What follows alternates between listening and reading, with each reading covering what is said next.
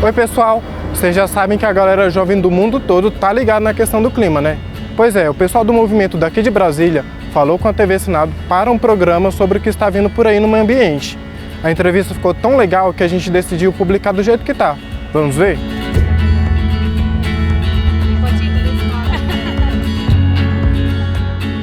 Como é que vocês se envolveram nesse movimento e por quê?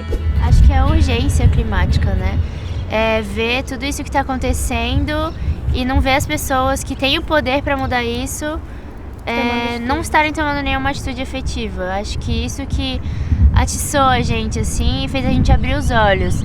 E acho que os jovens, né, nos outros países terem tomado uma atitude, falado, a gente tem que começar. E a gente está em Brasília, no Brasil, onde acontecem diversos coisas que atrapalham muito na preservação ambiental. E assim, a gente pensou, a gente está no centro do poder, a gente tem que fazer alguma coisa. E aí foi assim, uma união de propósitos.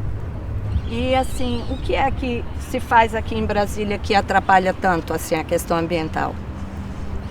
Olha, eu acho que assim, é porque é onde as decisões são tomadas, né? O poder, a Câmara, o Senado estão aqui e lá que as decisões são tomadas. Então a gente, igual a gente já fez, manifestações, né, para poder chamar a atenção e mostrar, olha, a gente está de olho no que vocês estão fazendo. Eu acho que isso é o mais importante. E também para conscientizar, mostrar para os outros jovens que a gente tem voz, que nós somos as futuras gerações e então cabe a gente pressionar para começar a mudar agora. E vocês estão satisfeitos com a adesão dos outros jovens ao movimento? Então, a gente teve no início um crescimento muito grande. Quando deu as primeiras queimadas lá na Amazônia, a gente ganhou uma visibilidade muito grande, porque as pessoas realmente vieram atrás. E foi aí que a gente teve a urgência para formar a Coalizão pelo Clima, que é uma entidade com mais de 50 compositores, né? São várias ONGs, entidades ambientais, a ANAIA faz parte também do Subverta. Então, assim, a gente está sempre procurando juntar mais organizações para aumentar ainda mais a nossa visibilidade dentro desse meio. E são quantos que existem? Os jovens assim que participam, quantos são mais ou menos? A gente tem 5 mil seguidores no Instagram, mas não são todos esses que participam, né? Mas depende, varia muito. A gente fez uma manifestação que deu 3 mil pessoas junto com a coalizão, né? Então assim, a gente tem um alcance até grande, mas a gente, né, tá sempre querendo mais. Foi você que entregou um troféu ao ministro do Meio Ambiente? Foi eu mesmo, o troféu de Exterminador do Futuro. E qual foi a repercussão disso? A repercussão foi muito grande. A gente ficou sabendo de até gente na União Europeia falando sobre. Eu saí em todos os jornais possíveis, na televisão, na internet. E isso deu uma visibilidade muito grande pro movimento também e mostrou de vez quem era o ministro e a falta de respeito que ele tem para com o trabalho que ele deveria exercer. Mas trouxe alguma mudança do ponto de vista prático, assim, do governo, do parlamento? Não. A gente continua tendo os mesmos apoios lá dentro, nenhuma outra pessoa veio procurar a gente, o ministro continua tomando as mesmas atitudes irresponsáveis que ele tinha tomado antes. Então, assim, efetivamente lá dentro não teve tanta mudança, mas teve muita repercussão que abriu os olhos da população para isso. Então, pessoal, vocês falam muito de pânico. Por quê? Tem uma frase da Greta que é bem interessante, que ela fala que ela não precisa que as pessoas elas tenham compaixão pelo movimento e elas falam, nossa, que legal que os jovens estão mobilizando, que os jovens estão tomando a frente disso, que bonitinho. Não, o que a gente precisa é que as pessoas entrem em pânico. Ela fala isso, né? A nossa casa está pegando fogo e eles não estão tomando atitude nenhuma. A gente precisa desse sentimento de urgência para que atitudes sejam tomadas, porque não é só eu apoio e tudo bem, é uma causa justa, que é de todo mundo, mas que não acaba aí, sabe? A gente precisa que realmente as pessoas, elas se preocupem, que seja um tema que seja abordado todos os dias, que seja um tema que seja presente em todos os dias da nossa vida, até que medidas realmente efetivas sejam tomadas. Eu acabei de fazer uma entrevista com o senador Cristóvão Buarque e ele acha bacana o movimento, mas ele acha que tem um limite, e o limite é assim, quando as pessoas se confrontarem com a necessidade de mudar a forma de consumo, elas não aderem. O que é que vocês acham? Eu acho que a gente tem que falar muito, até linkando com a outra pergunta, sobre a emergência climática.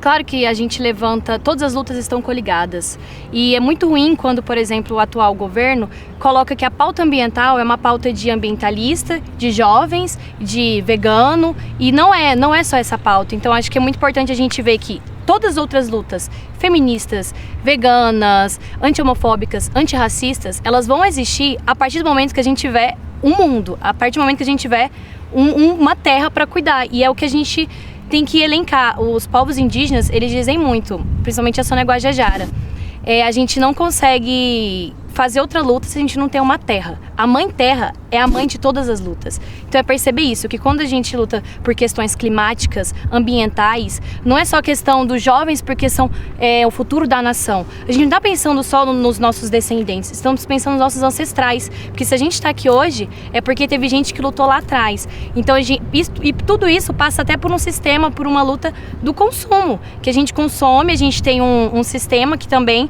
faz que a gente consuma desfreadamente. A gente sabe que, por exemplo, hoje, um dos maiores causadores de desmatamento na Amazônia, 80%, é agropecuária.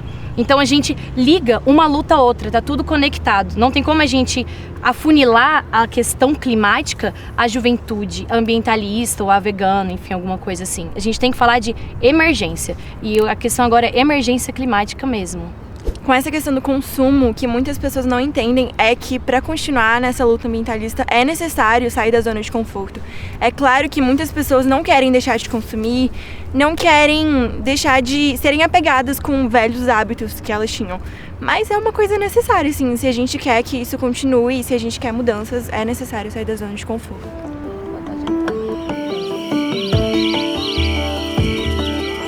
Você acha que eles estão dispostos a deixar de andar de carro, de Uber, de avião, deixar de consumir? Então, esse é um dos problemas que eu vejo na nossa geração. Que, por exemplo, eu acho que a geração que fez a passeata dos 100 mil, a galera foi pra rua, foi em peso.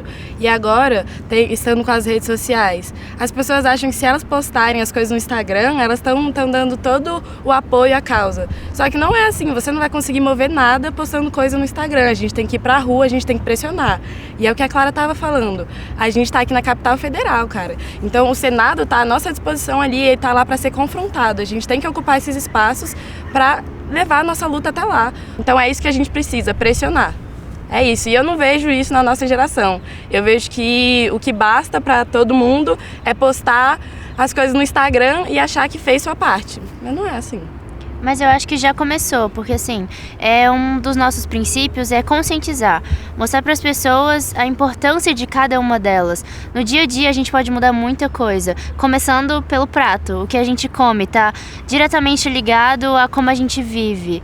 Então assim, esses pequenos hábitos que tem que ser repensados e mostrar que cada um faz a diferença. Então juntos que a gente vai atingir o nosso objetivo. E eu sinceramente acho que já está mudando.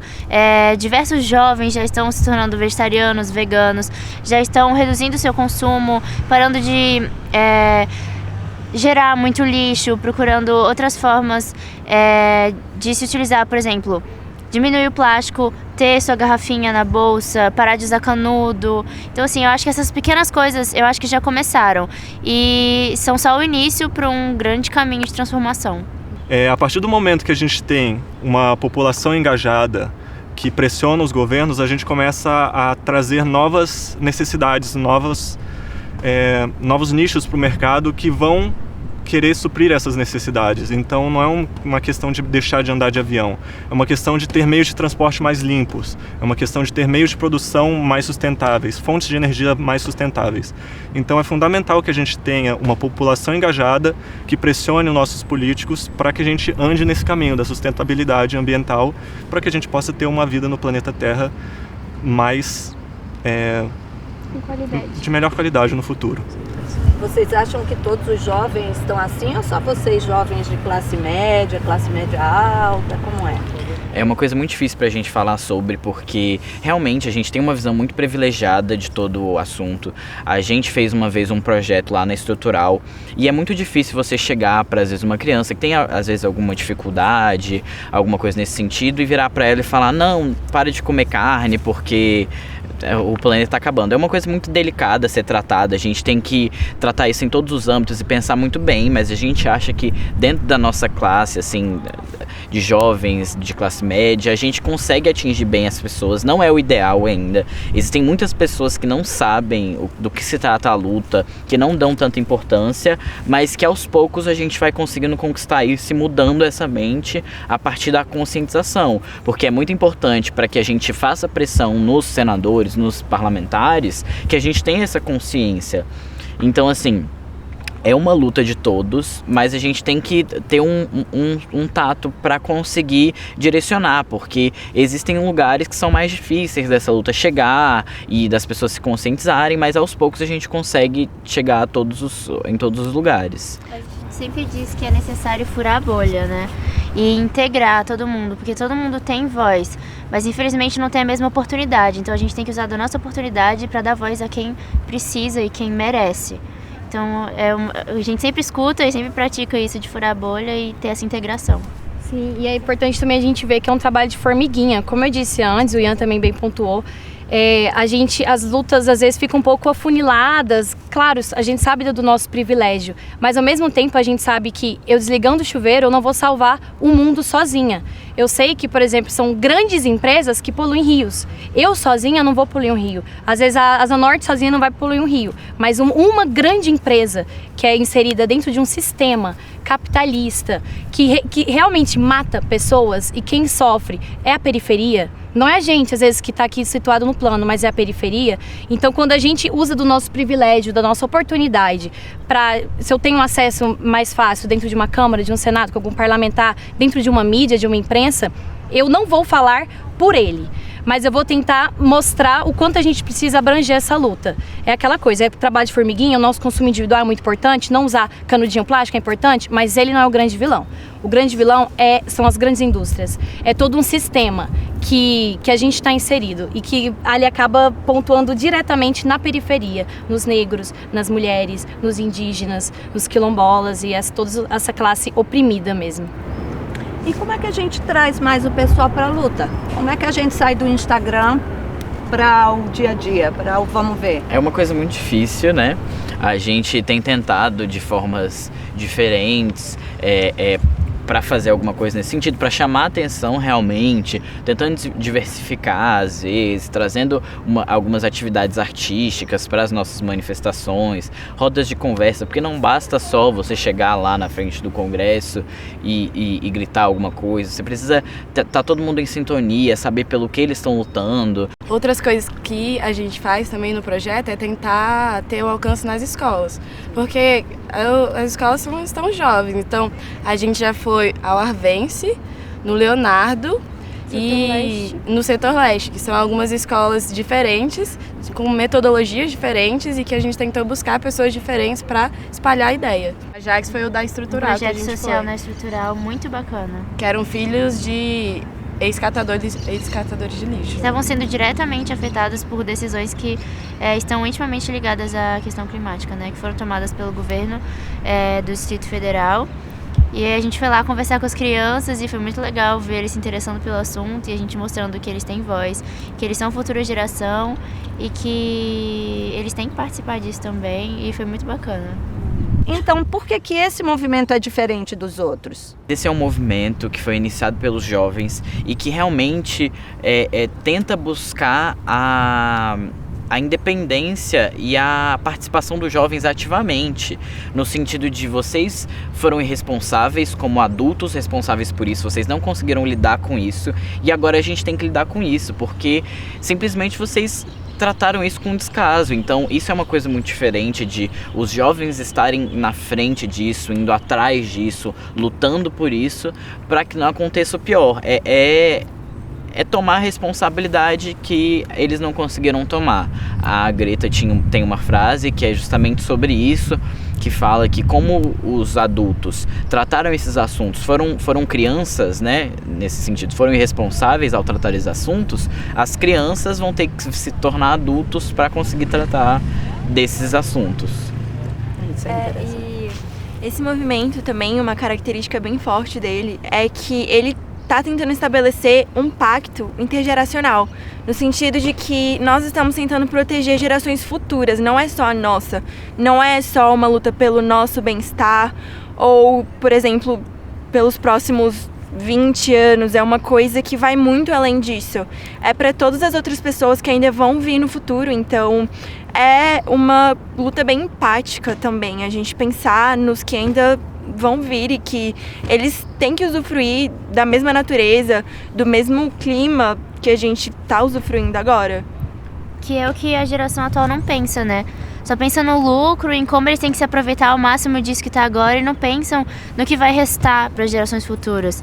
E eu acho que isso que ela falou, assim, é exatamente isso.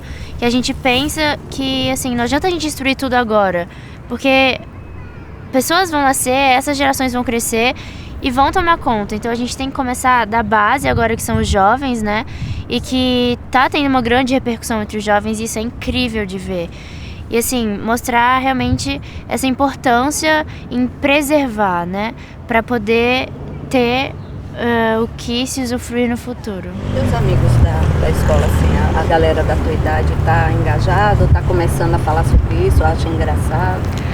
Então, eu acho que isso vai evoluindo, esse engajamento, a partir dos ciclos sociais, né? Então, a minha irmã me passou isso e eu procuro cada vez mais passar para as minhas amigas e para os meus colegas, para isso abranger o maior número de pessoas possíveis. E, assim, os meus amigos próximos, eles já são engajados também, a gente conversa muito sobre isso. E cada vez mais pessoas da minha turma, do primeiro ano, né, que é onde eu estudo, que é a minha série, cada vez mais pessoas estão se engajando. Meu nome é Valentina, eu tenho 16 anos, eu pretendo cursar Relações Internacionais porque eu quero que minhas ações tenham um impacto grande e positivo na sociedade. Eu imagino no futuro, pelo menos o que eu quero, é que as pessoas sejam mais empáticas, porque a partir do momento que você abre a sua visão, sai da sua bolha e começa a encarar outras realidades, você é capaz de participar mais da luta climática, ambiental, não somente, mas é para isso que a gente está aqui, então...